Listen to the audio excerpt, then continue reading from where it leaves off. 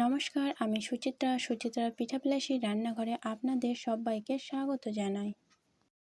আজ আমি যে রেসিপিটি আপনাদের সাথে শেয়ার করব সেটি হলো দই পিঠা বা জাল পিঠা, আর তার সাথে পায়েস দিয়ে এই পিঠাটা না খেতে অনেকটাই সুন্দর লাগে। আপনারা চাইলে বুদিয়া দিয়েও খেতে পারেন, কিন্তু পায়েস দিয়ে অনেকটাই সুন্দর লাগে। খুব সহজ ও খুব অল্প টাইম দিয়েই বানিয়ে নেওয়া যায়। যদি বাড়িতে পায়েস বানান আর ভাবেন যে কি বানাবো, পায়েসের সাথে কি খাওয়া যায়, তাহলে অবশ্যই এই পিঠাটা বানিয়ে নিতে পারেন। শুধুমাত্র 2 থেকে 3 মিনিটের মতোই টাইম লাগবে। তো আমি সর্বপ্রথম নিয়ে নিলাম 2 মগ, মানে 2 গ্লাসের মতো চালের গুঁড়ো। অবশ্যই এটা চালের গুঁড়ো দিয়েই তৈরি হয়, অন্য কিছু দিয়ে না। তার জন্য আমি এখানে নিয়ে নিলাম 2 গ্লাস, মেজারমেন্ট কাপ দিয়ে আমি 2 গ্লাসের মতো নিয়ে নিলাম চালের গুঁড়ো। আমি 2 গ্লাস নিয়ে নিলাম চালের গুঁড়ো। অবশ্যই আমি চালের গুঁড়ো দিয়ে বানাবো, অন্য কিছু দিয়ে বানানো যায় না, তার জন্য আমি এখানে চালের গুঁড়োই নিলাম। এটা না দেখতে ঠিক ডোসা টাইপের হয়।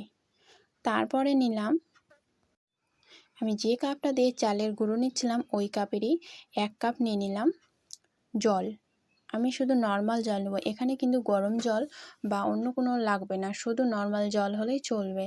তারপরে আটাটা ও জলকে আমি ভালোভাবে গলিয়ে নিচ্ছি সুন্দরভাবে, যেন এখানে আটা না থাকে। তার জন্য আমি হাত দিয়ে ভালোভাবে একটু টাইম দিয়ে 2 থেকে 3 মিনিটের মতন টাইম দিয়ে আমি ভালোভাবে গুলিয়ে নিলাম। আর হাত দিয়ে যখন উঠাবেন তখন না এরকমই লম্বা হয়ে আসবে, খুব গাঢ় না বা খুব পাতলা না, মিডিয়াম সাইজ হবে। তারপরে আমি নিয়ে নিলাম স্বাদ অনুসারে লবণ। আমি এখানে 1 চামচ নিয়েছি, আপনারা আপনাদের স্বাদ অনুসারে লবণ নেবেন। তারপরে আবার একটা হাতা দিয়ে ভালোভাবে নাড়িয়ে নিচ্ছি যেন আটাটা নিচে না বসে যায়। তারপর লবণটা দেওয়ার পর আবারও আমি ভালোভাবে 2 মিনিটের মতন ভালোভাবে আটাটাকে নাড়িয়ে চাড়িয়ে লবণটাকে গুলিয়ে নেওয়া অবধি অপেক্ষা করলাম। তারপর এই যে দেখুন আমার ব্যাটারটা কি সুন্দর তৈরি হয়েছে, ঠিক এইরকমই হবে। অবশ্য আমি কিছুক্ষণ পর ভালোভাবে নাড়াতে আছি, কারণ যেন আটাটা জলে না বসে যায় বা নিচে না বসে যায়। নিচে বসলে পরে না ভালো লাগবে না, তার জন্য আমি অনবরত কিছুক্ষণ ধরে মোটামুটি 2 থেকে 3 মিনিটের মতন ভালো করে সুন্দরভাবে নাড়িয়ে নিচ্ছি।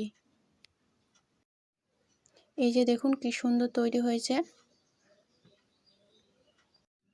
আমার ভিডিওটি দেখে যদি ভালো লাগে চ্যানেলটিকে সাবস্ক্রাইব করে পাশে থাকার অনুরোধ রইল, প্লিজ। তো চলুন দেখা যাক আমি বাকি জিনিসগুলো কিভাবে করলাম। তারপরে একটা নিয়ে নিলাম তইটাতে ভালোভাবে তেল দিয়ে আমি ব্রাশ করে নেব।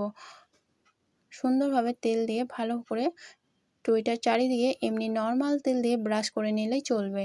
তারপরে নিয়ে নিলাম 1 চামচ, মানে 1 চামচের মতো আটা গুলে যে রেখেছিলাম ওগুলো। তারপরে ওই যে তইটা রেখেছিলাম চারিদিকে সুন্দরভাবে আমি দিয়ে দিলাম।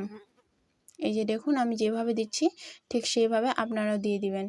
আর চেষ্টা করবেন যেন কোনো জায়গায় মানে বাদ না থেকে যায়। তার জন্য আবারও আমি আরেক চামচ নিয়ে ভালোভাবে সুন্দর করে দিয়ে দিলাম। তারপর দেওয়া কমপ্লিট হলে আমি একটা ঢাকনা দিয়ে মোটামুটি ঢাকিয়ে দিব। একটা ঢাকনা দিয়ে সুন্দরভাবে ঢেকে আমি 1 মিনিটের মতন রাখলাম ও তারপরে উঠিয়ে নিলাম। এই যে দেখুন আমার দই পিঠা প্রায় হয়ে এসেছে। তারপরে আমি ভালোভাবে ভাঁজ করে উঠিয়ে নিব। এই যে এরকম আমি 2 ভাঁজ দিলাম, আপনারা চাইলে 3 ভাঁজ দিয়েও উঠাতে পারবেন, যেটা আপনাদের সুবিধা হয় সেরকম অনুযায়ী উঠাবেন। আমি 2 ভাঁজ দিয়ে উঠিয়ে নিলাম। আবারও আমি সুন্দরভাবে দেখিয়ে দিচ্ছি। আবারও আমি তেল ব্রাশ করে নিয়েছি আগেই। তো তারপরে আমি ভালোভাবে সুন্দর করে দিয়ে দিলাম। দেওয়ার পরে এই যে দেখুন আমি সুন্দরভাবে একটু জায়গাও ফাঁকা রাখছি না। তারপর দেওয়ার পরে আমি আবারও 2 মিনিটের মতো ঢাকা দিয়ে রেখে দিলাম। 2 মিনিট পরে দেখলাম এই যে আমার হয়ে এসেছে। তারপর আমি সুন্দরভাবে সেম পদ্ধতিতে আমি উঠিয়ে নেব। দেখতে হবে যে কোন সাইডটা চাড়া দিয়ে উঠেছে, সেই সাইড দিয়ে খুন্তি দিয়ে ভালোভাবে চাড়া দিয়ে উঠালেই উঠে যাবে সম্পূর্ণটাই। তারপর একে একে সবকটা পিঠা আমি ভেজে নিলাম। ভাজার পরে এই যে দেখুন আমি সাজিয়ে নিচ্ছি আর সার্ভ করুন। তাহলে আমাদের পিঠা রেডি। প্রায় 5 থেকে 6 মিনিটের মধ্যেই আমার সম্পূর্ণ পিঠা তৈরি হয়ে গেছে। আর হ্যাঁ, আমার চ্যানেলটিকে এখনও পর্যন্ত যদি সাবস্ক্রাইব করে না থাকেন তো চ্যানেলটিকে সাবস্ক্রাইব করে পাশে থাকার অনুরোধ রইল, প্লিজ। ভালো লাগলে একটি লাইক, কমেন্ট ও শেয়ার। নমস্কার।